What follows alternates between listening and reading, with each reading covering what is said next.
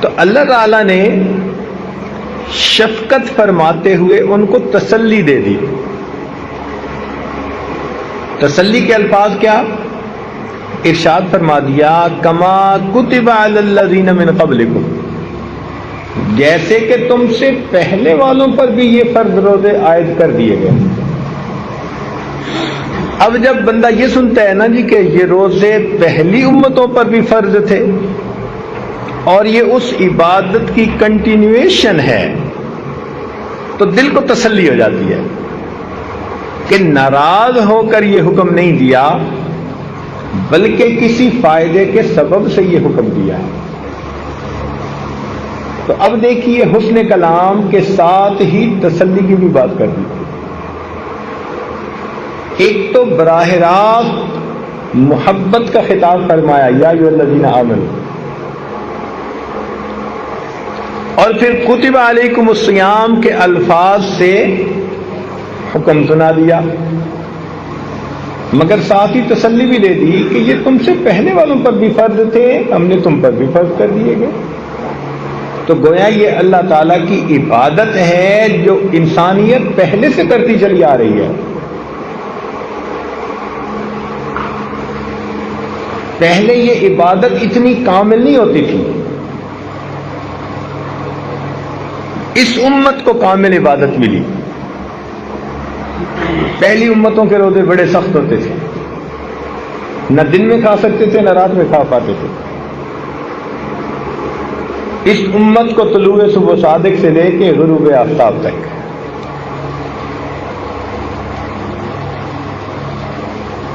حضرت داؤد علیہ السلام سال کے 6 مہینے روزہ رہتے تھے، ایک دن روزہ ایک دن افطار، ایک دن روزہ ایک دن افطار. ہمارے اوپر اگر یہ ہو جاتا تو ہمارے لیے تو مشکل بن جاتی. اس کو صوم داودی کہتے ہیں. عیسائیوں پر 2 مہینے کے روزے،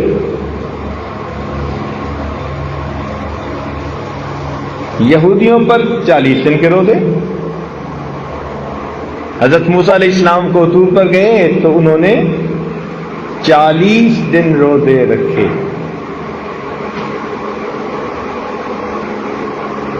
اس امت کو 30 روزے.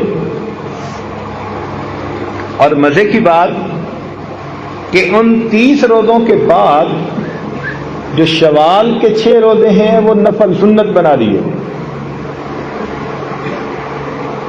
تو 36 ہو گئے.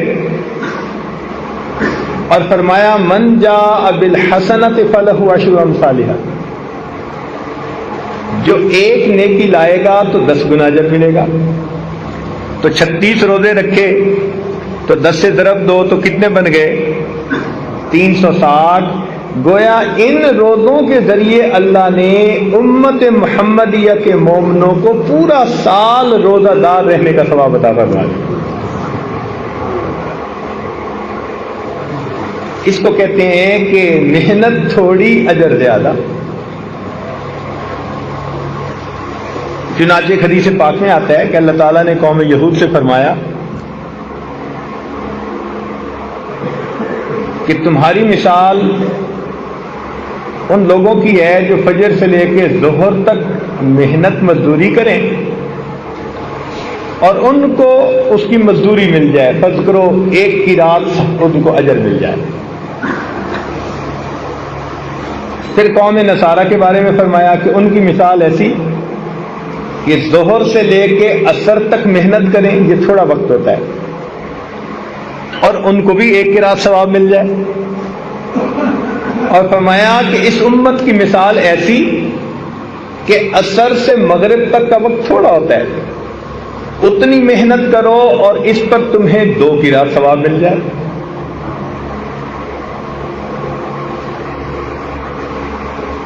ایسا کیوں؟ کام تو سب نے کیا مگر کسی کو اجر زیادہ. آپ نے فیکٹریوں میں دیکھا ہوگا ایک مزدور اگر 8 گھنٹے کام کرتے ہیں نا تو اس کو تنخواہ ملتی ہے، لیکن 8 گھنٹے سے اوپر جب کام کرتے ہیں تو اس کو اوور ٹائم کہتے ہیں، پھر اس کو ڈبل پے مل جاتی ہے بڑی فیکٹریوں میں. اب وہ 1 گھنٹہ کام کرے گا مگر 2 گھنٹے کا اجر ملے گا۔ تو تاریخ انسانیت میں اللہ تعالیٰ نے امت محمدیہ کو اوور ٹائم میں عبادت کرنے کا ثواب عطا فرما دیا۔ تو ان کی عبادت کا وقفہ تھوڑا مگر اس پر ملنے والا اجر بہت زیادہ ہے۔ چنانچہ نبی علیہ السلام نے فرمایا کہ پہلی امتوں کو لمبی عمریں دی گئیں۔ حضرت نوح علیہ السلام 900 سال سے زیادہ عمر پائی۔ بعض لوگ قیامت کے دن 400 سال کی عبادت لے کے آئیں گے، 500 سال کی عبادت لائیں گے۔ ان کی عمریں لمبی ہوتی تھی، حتیٰ کہ کتابوں میں لکھا کہ ایک عورت نبی علیہ السلام کے پاس آئی اور کہنے لگی کہ اے اللہ تعالیٰ کے پیارے نبی صلی اللہ علیہ وسلم، میرے بچے بچپن لڑکپن میں فوت ہو جاتے ہیں، زندہ نہیں رہتے، تو کوئی مجھے دعا بتائے۔ ان کا کتنی عمر میں؟ کہنے لگی کوئی 200 سال کا ہو کے مر جاتا ہے، کوئی 300 سال کا ہو کے مر جاتا ہے، تو میرے بچے تو پیچھے نہیں لگتے۔ تو انہوں نے کہا خدا کی بندی، ایک ایسا وقت آئے گا جبکہ انسانوں کی عمریں ہی 100 سال سے چھوڑی ہوں گی۔ وہ بڑی حیران ہو گئی اور حیران ہو کے پوچھنے لگی، اچھا اے اللہ کے نبی، اگر ان کی عمریں ہی 100 سال سے چھوڑی ہوں گی تو کیا وہ بیاہ شادی کریں گے؟ انہوں نے فرمایا ہاں، وہ گھر بھی بنائیں گے، وہ بیاہ شادی بھی کریں گے۔ تو اس نے ٹھنڈی سانس لی۔ انہوں نے پوچھا کہ تم نے ٹھنڈی سانس کیوں لی؟ وہ کہنے لگی ٹھنڈی سانس اس لیے لی، اگر میں اس زمانے میں کبھی ہوتی نا جب عمریں ہی 100 سال سے چھوڑی ہوتی تو میں تو اتنا وقفہ ایک سجدے میں ہی گزار دیتی۔ تو اس امت کی عمریں چھوٹی ہیں۔ نبی علیہ السلام نے فرمایا میری امت کی عمریں بین 70 و 60، 60-70 کے درمیان۔ کیا مطلب اس کا؟ ایسا بھی ہوگا کہ بچہ پیدا ہوا اور فوت ہو گیا، اور ایسا بھی ہوگا کہ 100 سال سے اوپر جا کے فوت ہوگا، لیکن جب گراس ایوریج نکالیں گے نا، اوسط نکالیں گے، تو وہ 60-70 ہی بنے گی۔ اور آج کل تو آپ دیکھ ہی رہے ہیں یہی 60-70 کی اوسط ہی چل رہی ہے۔ تو صحابہ کرام کو اس بات پہ بڑا افسوس ہوا کہ پہلی امتوں کے لوگ 5-5 سال کی عبادتیں لائیں گے اور ہماری تو عمریں ہی چھوٹی ہیں، تو ہم تو ان کے مقابلے میں بہت تھوڑی عبادت لے کے آئیں گے۔ تو ان کے غم کو دیکھ کے پھر اللہ تعالیٰ نے وحی نازل فرما دی جس میں فرمایا کہ اس امت کو اللہ تعالیٰ نے ایک ایسی رات عطا فرمائی کہ جس کی عبادت 1000 مہینوں کی عبادت سے بھی زیادہ فضیلت رکھتی ہے، وہ لیلۃ القدر ہے۔ تو اس امت کے ساتھ اللہ تعالیٰ کا بڑا رحمت کا معاملہ۔ حضرت علی اللہ عنہ فرمایا کرتے تھے کہ اگر اللہ تعالیٰ اس امت کو عذاب دینا چاہتے نا، دیکھیں نا دفتروں میں جو عملہ کام کرنے والا ہوتا ہے نا، وہ افسر کے موڈ سے اندازہ لگا لیتا ہے بھئی یہ کام کرنے کے موڈ میں ہے یا نہیں۔ ان کو پتہ چل جاتا ہے کہ افسر نے تیرا کام کر دینا ہے اور افسر نے تیرا کام کوئی نہیں کرنا۔ وہ اس کے انداز سے، طور طریقے سے پتہ چل جاتا ہے کہ اس نے کرنا کیا ہے۔ تو اسی طرح اللہ رب العزت کا معاملہ کہ مومن کو پتہ چل جائے کہ اللہ تعالیٰ کا معاملہ اس امت کے بارے میں کیا ہے۔ تو حضرت علی اللہ عنہ فرماتے تھے کہ اگر اللہ رب العزت اس امت کو عذاب دینا چاہتے تو نہ اس کو اللہ تعالیٰ رمضان کا مہینہ عطا کرتے اور نہ اللہ تعالیٰ اس کو سورت اخلاص قل واللہ والی سورت عطا فرماتے۔ فرماتے تھے یہ دو ایسی نعمتیں ہیں کہ ان کو دیکھ کے پتہ چلتا ہے اللہ تعالیٰ اس امت کو عذاب نہیں دینا چاہتے۔ آپ اپنے گھر میں بڑا دروازہ کہاں رکھواتے ہیں؟ جدھر سے زیادہ مہمانوں کو لانے کا پروگرام ہو. اور گھر کے پیچھے کر کے ایک چھوٹا سا دروازہ ہوتا ہے گھر والوں کے لیے، بچوں کے لیے. وہ چھوٹے دروازے سے آتے جاتے رہتے ہیں مستورات. اور یہ مین گیٹ ہوتا ہے جہاں سے لوگ، مجمع، مہمان سب آتے ہیں. آگے مہمان خانہ بنا ہوتا ہے. تو دستور یہ ہے کہ زیادہ کیپیسٹی ادھر رکھی جاتی ہے جدھر زیادہ لوگوں کو لے جانا ہو. اب دیکھیے قرآن مجید میں ہے کہ جہنم کے 7 دروازے، لہا 7 ابواب، 7 دروازے ہیں. اور جنت کے حدیث پاک میں آتا ہے کہ 8 دروازے. تو جہنم میں 7 لائنیں لگیں گی جانے والوں کی، اور جنت میں 8 لائنیں. تو اس سے کیا پتہ چلتا ہے کہ اللہ تعالیٰ کا ارادہ بندوں کو عذاب دینے کا نہیں، ثواب دینے کا. بندو تم جاؤ، میں نے تمہارے لیے جنت بنائی ہے. اور رمضان المبارک میں تو اس کو بہت آسان بنا دیا، اتنا آسان کہ نہ پوچھو.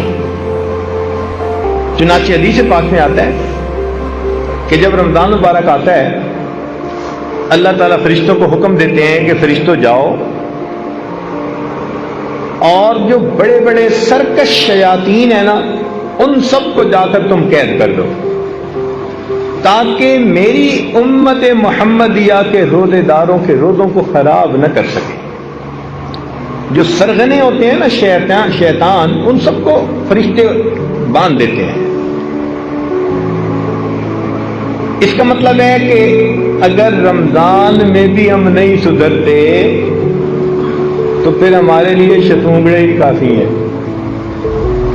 جو چھوٹے چھوٹے پھر رہے ہوتے ہیں نا، کچھ شیطان کی شکل میں، کچھ انسانوں کی شکل میں، ہمیں انہوں نہیں.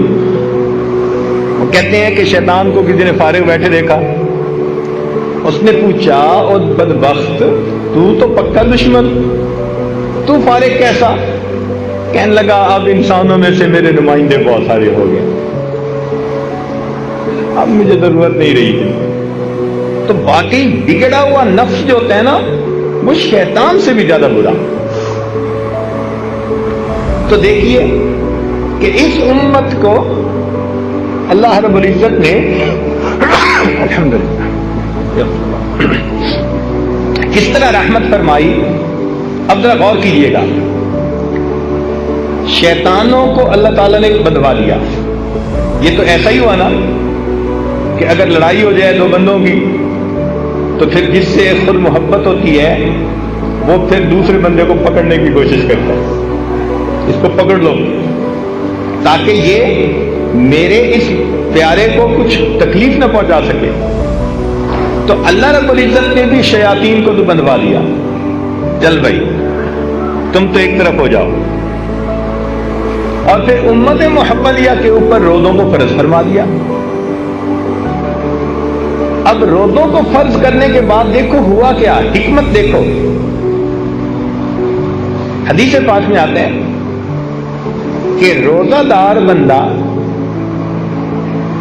جب روزے کی حالت میں ہوتا ہے تو اس کے لیے بلوں کے اندر چیونٹیاں، ہوا کے اندر پرندے اور سمندر کے پانی کے اندر مچھلیاں بھی مغفرت کی دعائیں کر رہی ہوتی ہیں.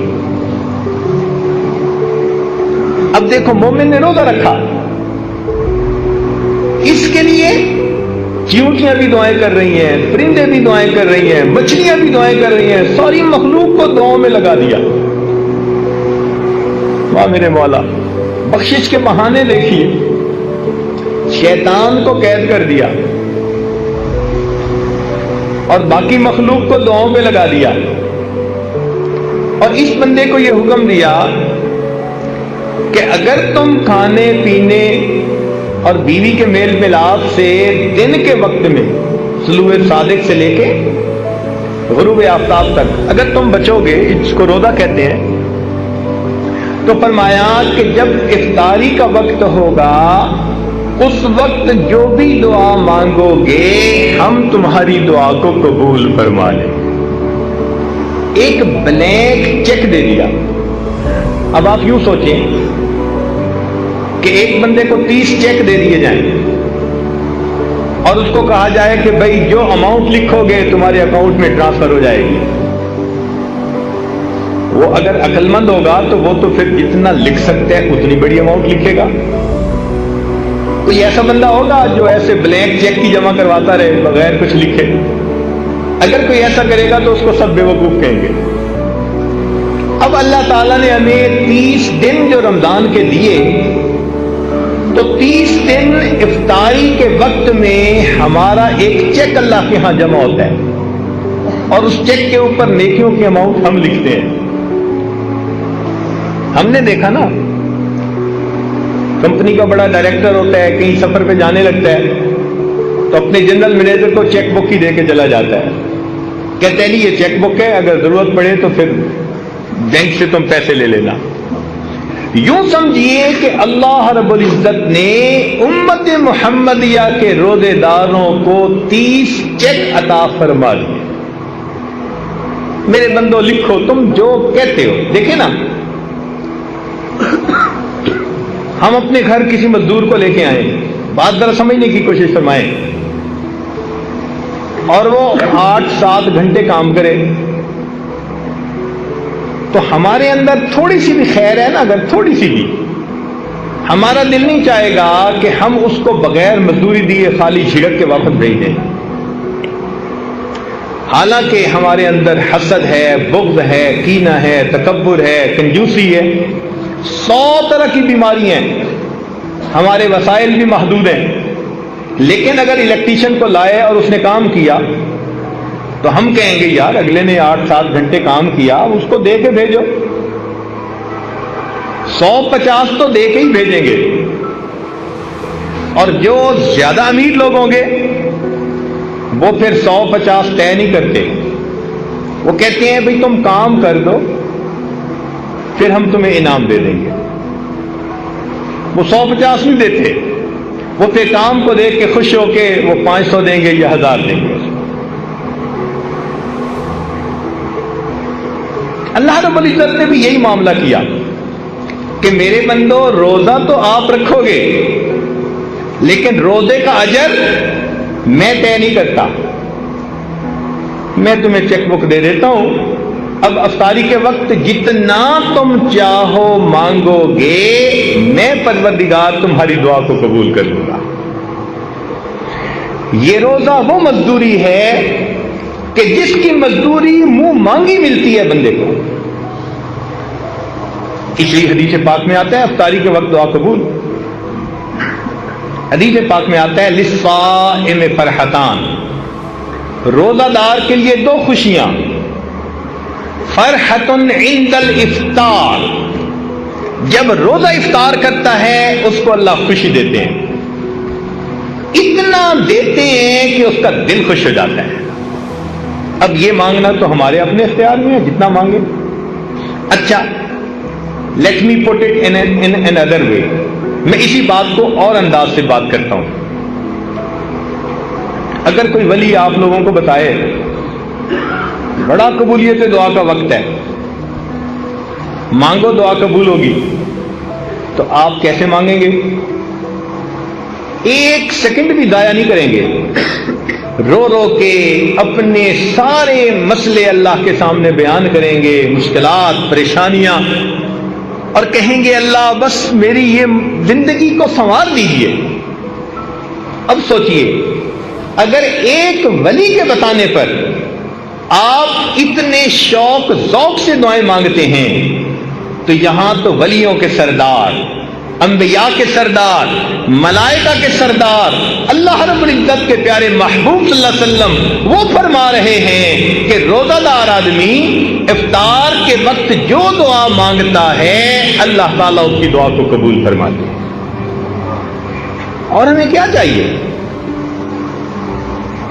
یوں سمجھ لیں کہ اللہ تعالیٰ نے ہمیں پھر ایک موقع اور عطا فرما دیا. جیسے بندے سے غلطی ہو جائے نا جی, وہ کہتے ہیں جی بس ایک چانس اور دے دیں.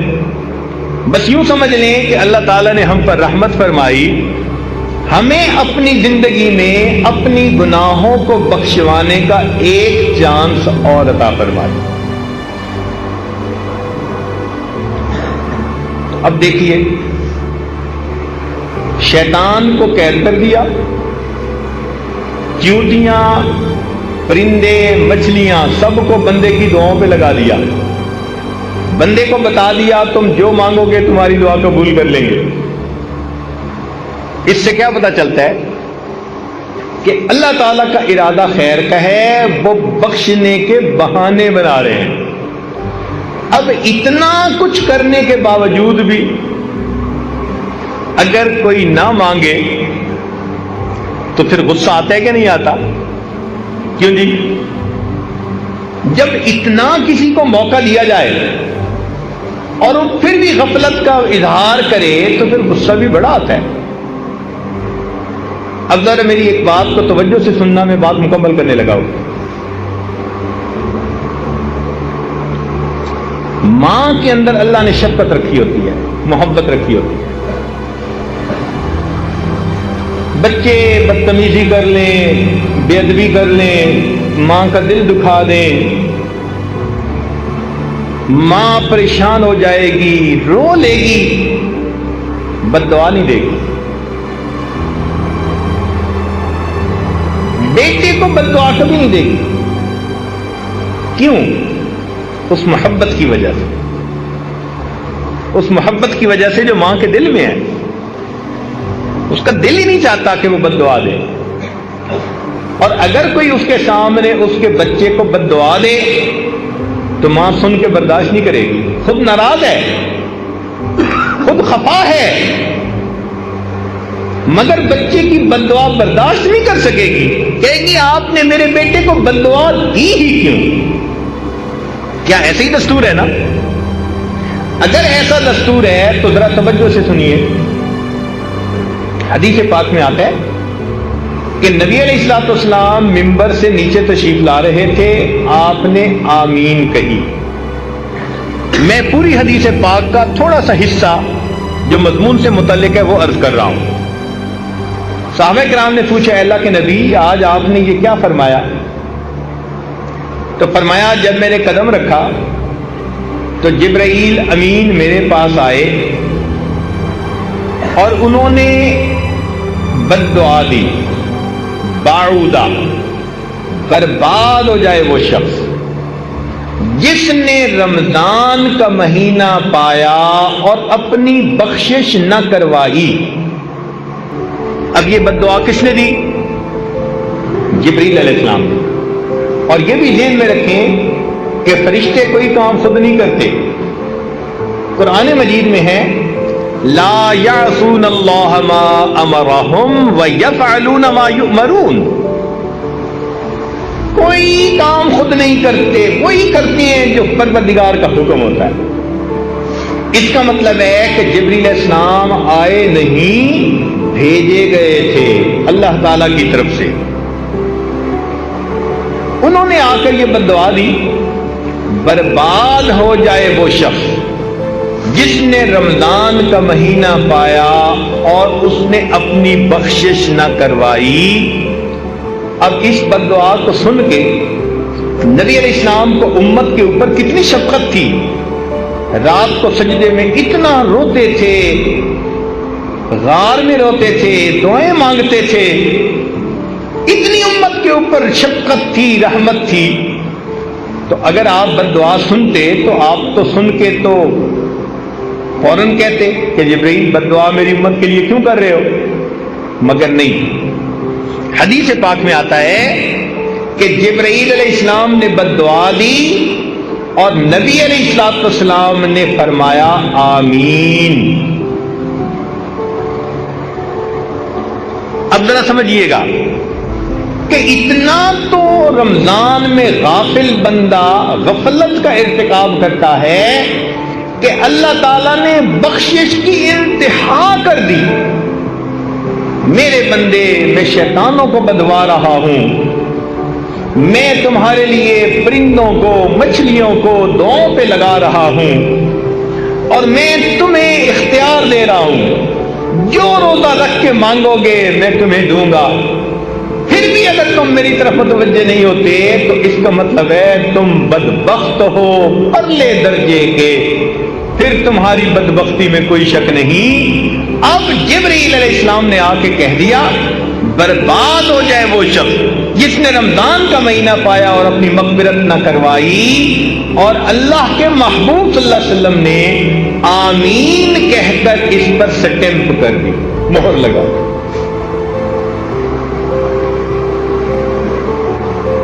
تو رمضان کے بعد کا دن یا تو ہمارے لیے عید ہوگا یا ہمارے لیے وعید ہوگا. عید کا مطلب ہوتا ہے خوشی کا دن, اور وعید ہوتا ہے بندے کے لیے سزا کا دن. جن کی تو بخشش ہو گئی ان کی تو عید ہوگی, اور جن کی بخشش نہ ہوئی ان کے لیے وعید ہوگی. اب یہ رمضان ایک نیک بندے اور غافل بندے کے درمیان الگ علیحدگی کرنے کے لیے آیا ہے.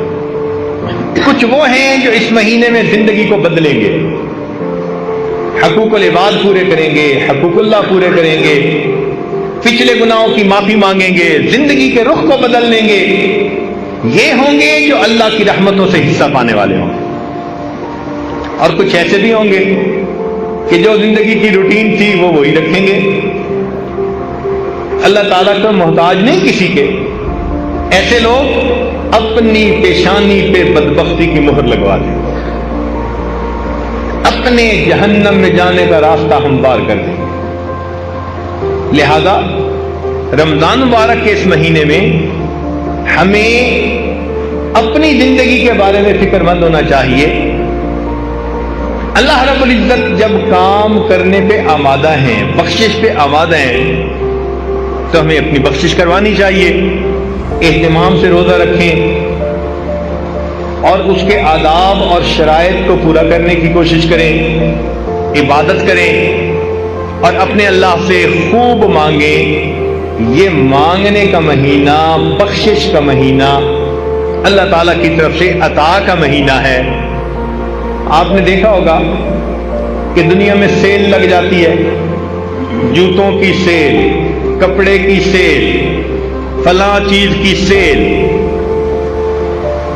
کوئی اس کا نام رکھتا ہے لوٹ سیل, کوئی نام رکھتا ہے میگا سیل. یہ سیل کیا بلا ہے بھائی کہ جب مال نکالنا ہو نا, کہ جی ہم اپنا مال نکالنا چاہتے ہیں پچھلے سیزن کا, سیل لگا دی, بڑی قیمتی چیزیں تھوڑی سی قیمت پہ نکال دیتے, کہتے ہیں اٹھا کے لے جاؤ لے جاؤ.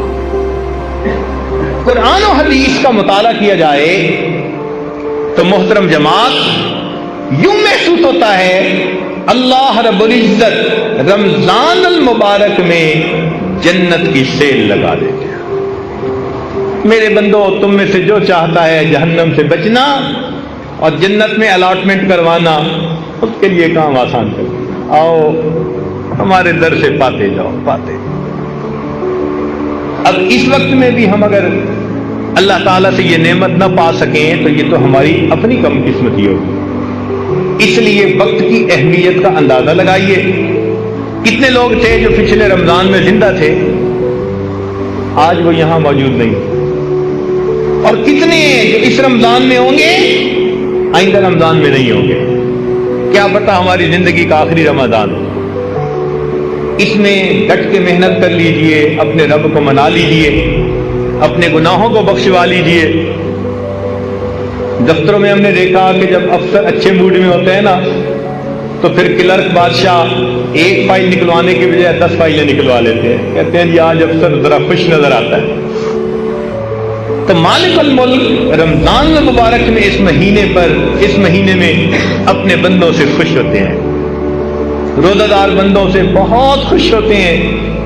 اپنی زندگی کے مسائل اپنے رب کے سامنے پیش کر لیجئے, اپنے رب سے اچھے فیصلے کروا لیجئے. ہمیں اللہ نے ایک موقع اور عطا فرما دیا, اس وقت کو ضائع نہ کیجیے, کبھی بھی اس کو ضائع نہ کیجیے. اس کو وہی ضائع کرے گا الا محروم. حدیث پاک میں آتا ہے جو یقیناً محروم ہوگا نا رمضان کی برکتوں سے وہی محروم رہے. حدیث پاک میں آتا ہے کہ تم اگر کسی کو پانی کا گھونٹ پلا دو گے نا روزے دار کو افطاری کے وقت یا لسی کا گھونٹ پلا دو گے تو اس کے بقدر اجر اللہ تمہیں بھی عطا فرما دے گے.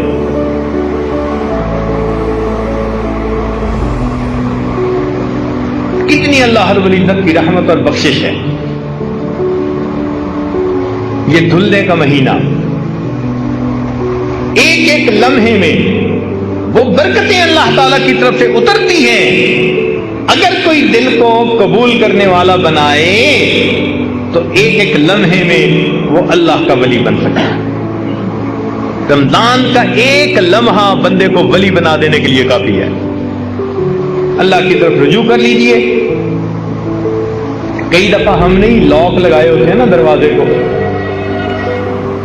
ہم نے ایک ملک میں دیکھا, افریقہ کا ملک تھا, وہاں مکان کے 3 4 تالے لگے ہوتے تھے. ایک تالا پھر دوسرا پھر تیسرا. تو ان سے پوچھا, وہ کہنے لگے جی کہ ہمارے ہاں یہ جو کالے لوگ ہیں یہ بہت ہی من مرضی کرنے والے لوگ ہیں. تو کئی مرتبہ یہ گھر میں گھس آتے ہیں چوری ڈاکے کے لیے. تو پھر ہم نے کئی تالے لگائے ہوتے ہیں. مجھے بھی ایسے ہی لگتا ہے کہ ہم نے بھی اللہ تعالیٰ کی جو رحمت کا دروازہ ہے نا اس کو گناہوں کے تالے لگائے, یہ کھل نہ سکے. جھوٹ کا تالا لگا ہوا ہے, لوگوں کے دل دکھانے کا تالا لگا ہوا ہے, بد کرداری کا تالا لگا ہوا ہے.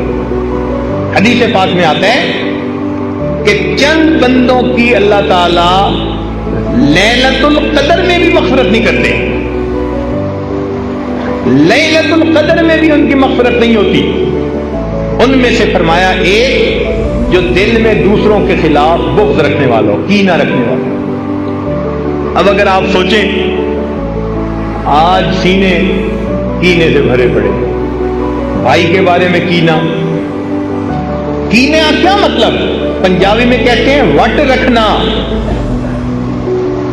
بہن کے بارے میں کینہ, بیوی کے بارے میں کینہ, ماں باپ کا کینہ, ہمسائے کا کینہ.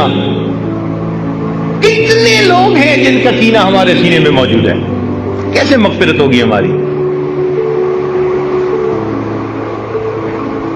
اسی طرح شرابی, حدیث پاک میں آتا ہے کہ جس نے شراب سے توبہ نہ کی ہو لیلۃ القدر میں بھی اس بندے کی مغفرت نہیں کی جاتی. اسی طرح زانی جو زنا کا عادی ہو اور اس نے توبہ بھی نہ کی ہو اللہ تعالیٰ لیلۃ القدر میں بھی اس کی مغفرت نہیں فرماتے. تو ہم ان کبیرہ گناہوں کے جو تالے لگائے ہوئے ہیں نا ان کو کھولیں تاکہ اللہ تعالیٰ کی رحمت آئے اور ہمارے دلوں کو دھو جائے. رب کریم ہمارے روزوں کو قبول فرمائے اور ہماری بخشش فرما کر رب کریم ہم پر احسان فرمائے. وآخر دعوانا ان الحمد للہ رب العالمین.